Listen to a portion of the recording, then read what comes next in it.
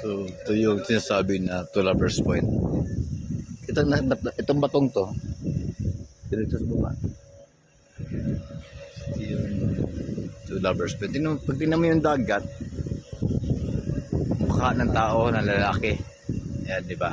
Hugis ng dagat at saka yung buhangin. Pag titignan mo siya talaga. May noo, ilong,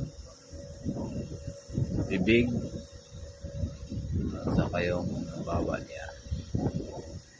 Sa baba nito, itong tinatayuan ko, nakahugis naman sa babae. Andun yung mukha ng babae, saka yung liig, dibdib. So, itong hugis ng bato. Two lovers point ang tawag dito. Dito yung tumalon na mag-shoota na pinabawalan ng magulang na mag-asawa sa lokal na taga dito.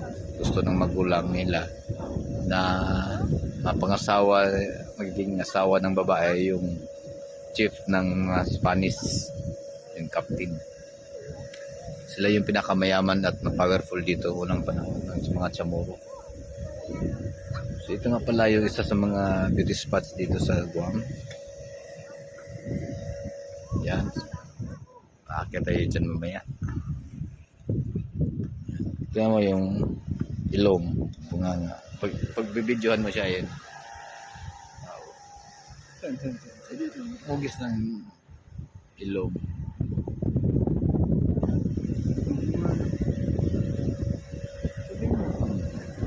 Hugis ng tao.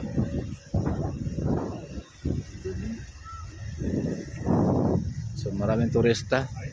Sayang nga at na ano yung statue dyan, no? May statue din na mag-shoota.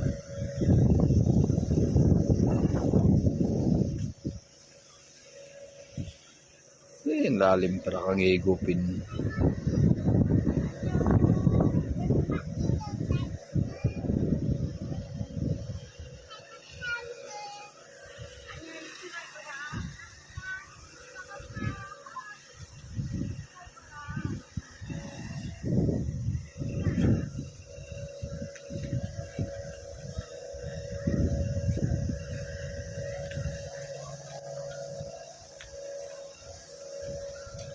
Yung forbidden.